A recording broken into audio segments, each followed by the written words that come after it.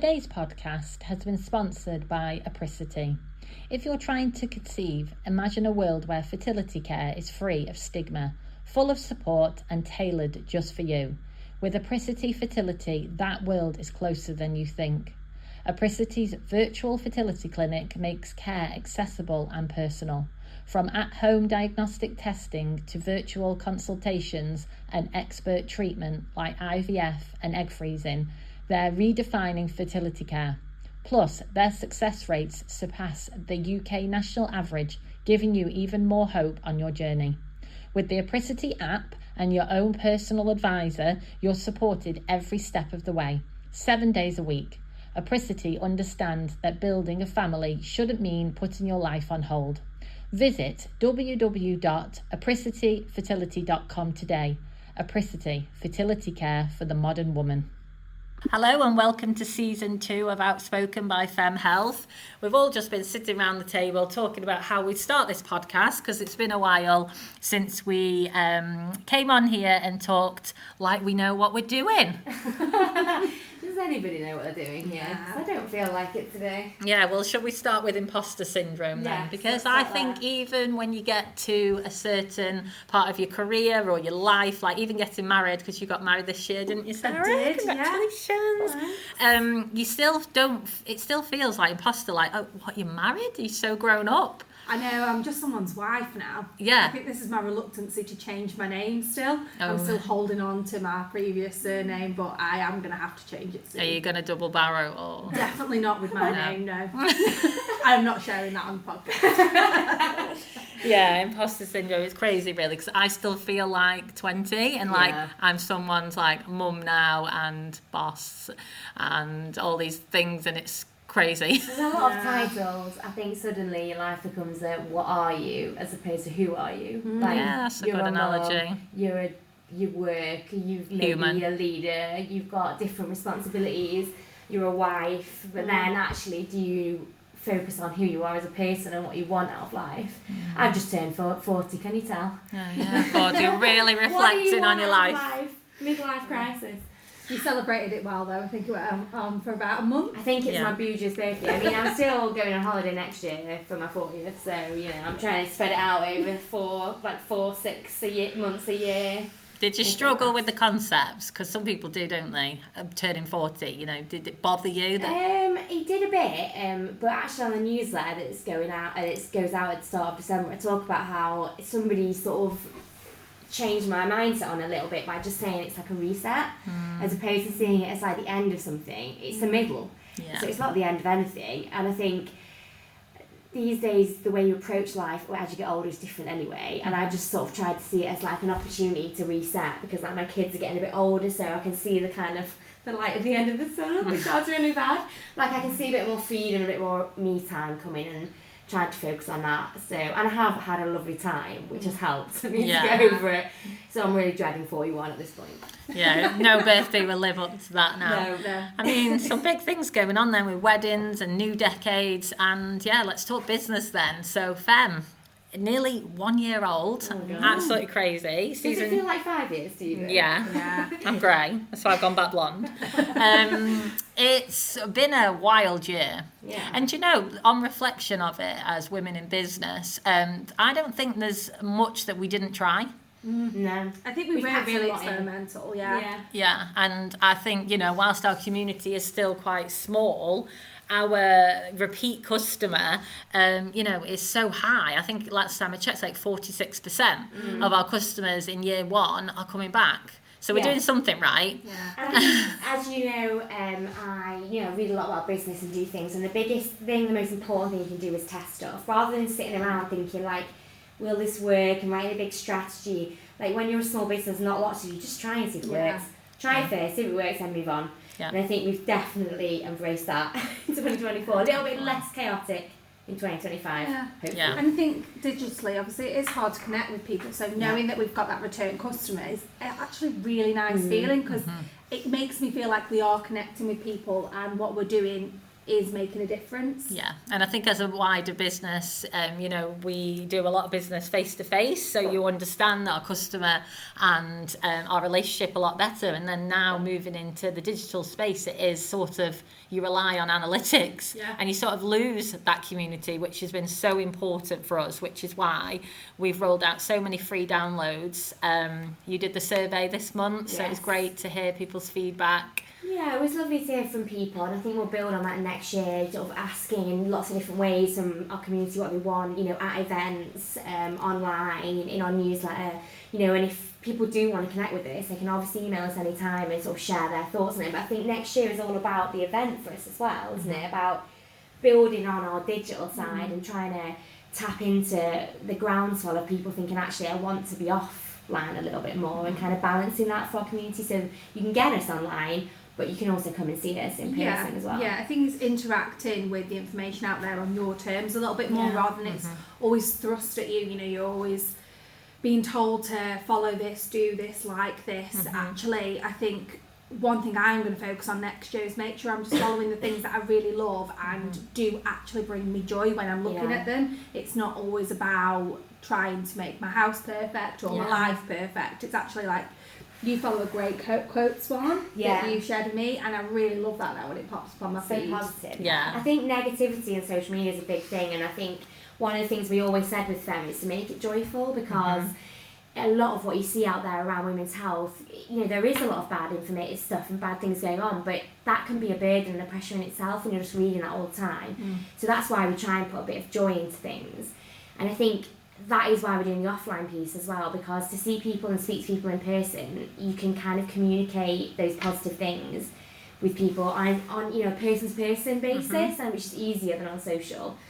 But pressure, with what you're saying, I think is at an all-time maximum level in December. Feels that way. How are we feeling about Christmas, guys? I feel fine about Christmas. What I've been thinking a lot about recently, and when we look at some areas where people live the most, there is a real sense of connection and community. And I think we as a whole, as everything speeds up, are losing that. We're 1 week into December now, and you see everybody on Instagram spending all this time on their Christmas trees and their decorations, me included, and time is going so fast, we're not really stopping to connect.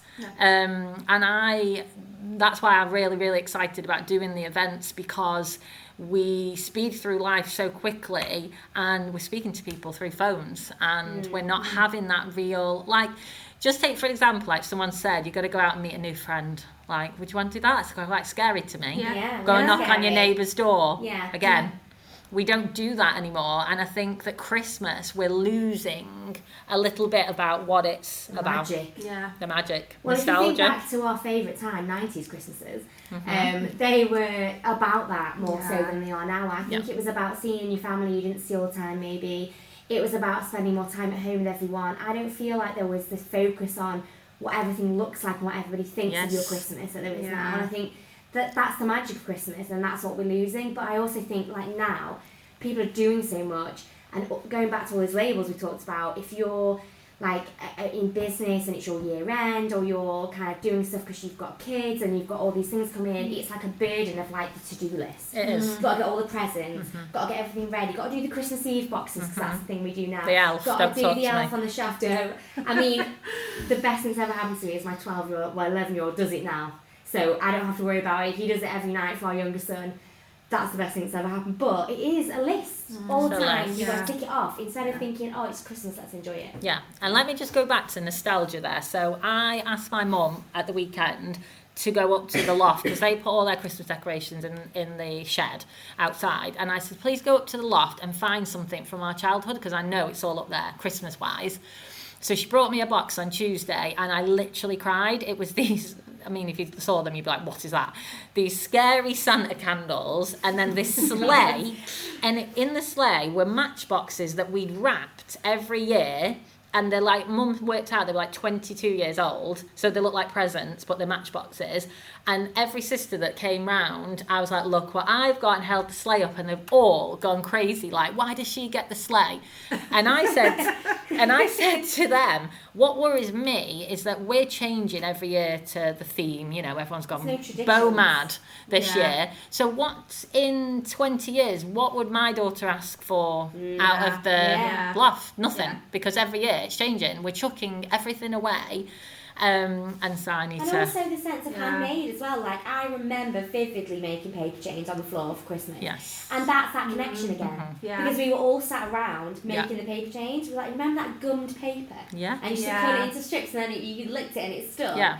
And but it was the fun of doing it as much as it was how whatever you thought it looked like, and nobody cared anyway. Nobody We didn't have cared. social anyway. I think it's about, like, because every year my mum gave me, like, the tree that I've got and the decorations. So I've used it ever since we moved into our house, and we've been there like 7 years now.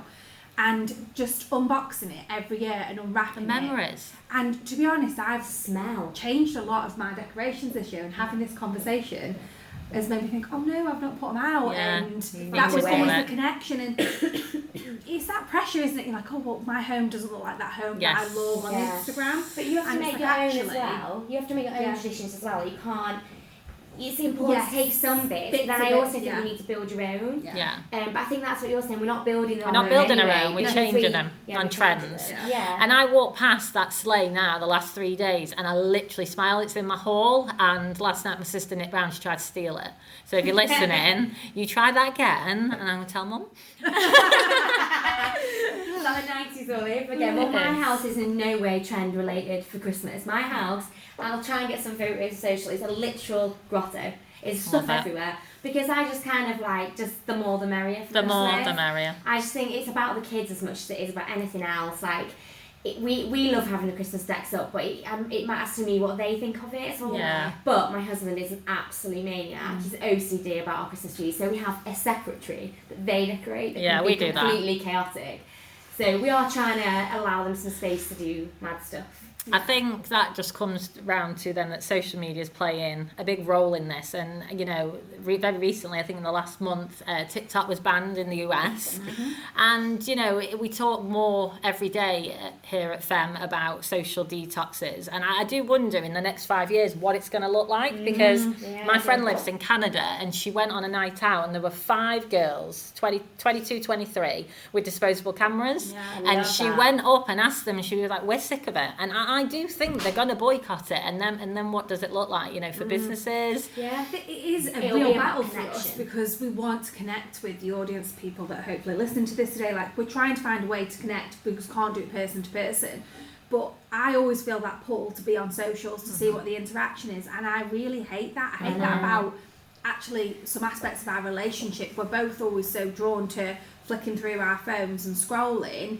And it frustrates me because it's just a really bad habit, but I'm not really sure how to break it. And I it think is a comes habit. down to balance. I think eventually what will happen is it'll just be a better balance than it is now, and I think people will just go on less, and there'll be other ways of getting that connection that you want. Yeah. Like they've got it in Amsterdam now, where they've got digital detox cafes. Have So they? you literally go in and you put your phone in like a pouch, Oh my God. and then you they're like these like technology pouch things, so they can't like. Kevin can't Hart connect. did that Yeah, on and his you go- gig. You go in and there's like board games you can play, and there's books and magazines, and it's about like meeting other people and having connection. And I just think we'll see more of that. I think we'll see more from brands, more in-person community Yeah. as a like focus for them. But I think it's probably also about things like podcasts. Like, I think listening to podcasts is a really healthy way of getting information, because it's not with your eyes, it's not like visual piece, it doesn't matter what anything looks like, you're just listening. And I think things like that will be big to the forefront of how brands are kind of maybe communicating as well. Yeah. 'Cause everyone's doing a podcast, but again, it's the speed. By the time they've launched it, has there been, you know, has something changed? And I think that's the thing with social media, is that it's always up to date, because you literally click a I button. think and I think that will still be needed. You might want to go onto your social to look, because I love like going on my social and looking through the things that I enjoy looking at, like gardening and cooking and places to drink wine. But more places in Manchester, please. But I think it's just about getting that balance. I think it's maybe about switching off things that we, like emails on your phone and stuff like that. I think that work-life balance maybe plays a bit into it, and having those detox. Like, I switched off my Instagram last week, but I came back because we had work stuff that's going on, and I thought, well, I've got to be on because we've got campaigns launching this week, and I've got to go on. But I do enjoy bits of it, so it's getting that balance for me, because I don't want to lose finding out about stuff, because I love to see where's a new place to go, where's a new bookshops, it has got so many positives. It is great for research. I feel like that's magazines though. I love magazines. I love magazines to have a resurgence. I would love to see some proper statistics though, like from a national point of view, because I bet it affects sex lives. Yeah. You know, sitting in bed scrolling. Things are out there. Yeah, and just generally connecting. Yeah, I listened to a guy, and he was talking on Instagram the other day, funnily enough, and he was talking about negativity bias. And he was saying that the reason we're seeing so much negative stuff on social media, so like hearing more from people who are really like negative about things, is because about 80 years ago, they realised that human nature is more connected to negativity. So you will spend more time looking at something that makes you feel bad, or because it's just the way the brain is wired. So that's why the AI and the algorithms in Silicon Valley are all pushing us towards seeing negative content. Not the news. Like the news. But that's why you've got to be strong with yourself, I think. And you've got to go, what can I take? Like, I've turned all my news apps off.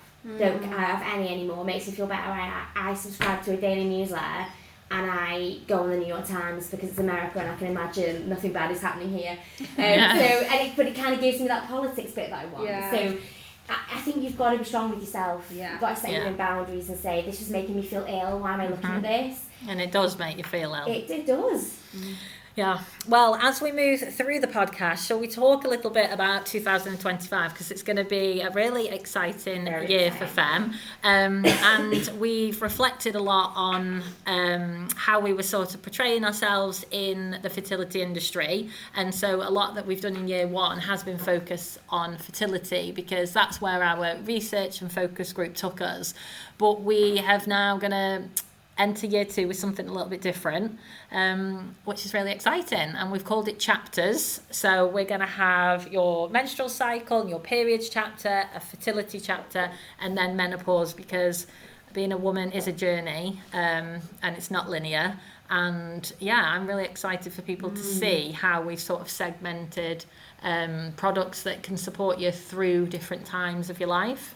Absolutely. And I think, like, when we launch the new website, I think it'll be really focused around that. And also, we've been talking today about how to connect the different chapters with each other, and how to get people with a lot of life experience who may be going through that menopause piece connected with people at the start, to give them that kind of piece of wisdom, and maybe also then those people at the start to maybe give fresh, kind of new ideas about things to people maybe at the other end. So we've thought a lot about how these can interact with each other, and trying to make our information as tailored as possible for you as a person and where you are, so that you're getting the right information. And it's not scary as well. You know, you're moving through it with support. It's about making it part of your lifestyle. It's not sort of this health topic that you only approach if you think you've got a problem. I think from just doing Femme for the year, I've learned a lot about myself and my own personal sort of health journey. But the cyclic living side of things, I think even only the past month have I really started paying attention to that,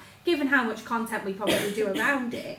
But I just thought to myself, it's just so true. Like, the more I read about it, the more I understand it, the more I'm like, that's why I'm feeling that way. That's why I'm more productive that week. And I think if you understand it, you can just get so much more out of what you're trying to achieve. But if you don't, it still shocks you every month. You're like, why? You're like, why is it like this again? But it's our vision for Femme that in the long term, that it is all about secular living, and it's about being in tune not just with your chapter in your life journey, but also with where you are within your ovulation cycle, and like making, as far as you can, because it's not always feasible, changes to your plans or changes to what's going on in your life that week or that day, because something's happening to you. Like, we live on a 28-day cycle, and we need to start acting like we live on that, instead of just being expected to go into a very man space and live in a just a world function, just get on with it. And it's like, actually you can't just get on with it. It gets to a point, I think, where you can't do that anymore. No, and you have to see simple things like in your PMS week. It's like having a bit more cozy, go to bed a bit earlier, like maybe less screen time in those weeks when you feel a bit like less buzzy. It's just all those simple things that you can make changes and make you feel better. Just Yeah. incremental little things. I think it's about experimenting yourself as well. Like we've sort of said with the brand, and we've discovered things as we've gone along. I think for me, a lot of it's like not making this huge commitment to revolutionise the way I live my life. Yeah. It's like I'm just going to try a small little change and see if it works. And also, if I don't stick to it, then maybe it wasn't the right change for me. I'm not going to beat myself up about also, it. one thing at a time as well. Like, so many people try a million things, they don't know what it is that's made the difference. So one little thing at a time, and that, I suppose, leads on to where we start kind of January with next year. No pressure. No pressure. Just up your water. If you want to start with one thing, I always say, increase your water. So easy. It's so accessible, and it improves everything. Everything. Mood, your skin, how you're bloating, how you feel about everything is improved by just drinking some more water. Yeah, incredible. Well, I'm so excited for 2025, and I'm so excited to move through season 2 of the podcast. We've got some great guests coming up, and loads of real women sharing their stories. And thank you so much for listening. We do appreciate it. If you find this episode funny, could it be funny? I think it's been a bit funny. I feel like we've not gone full funny yet on the podcast. It's the come maybe. Yeah, it's always before. We'll hit record earlier one day. And please do share it. It does mean a lot to us. And thank you so much for listening.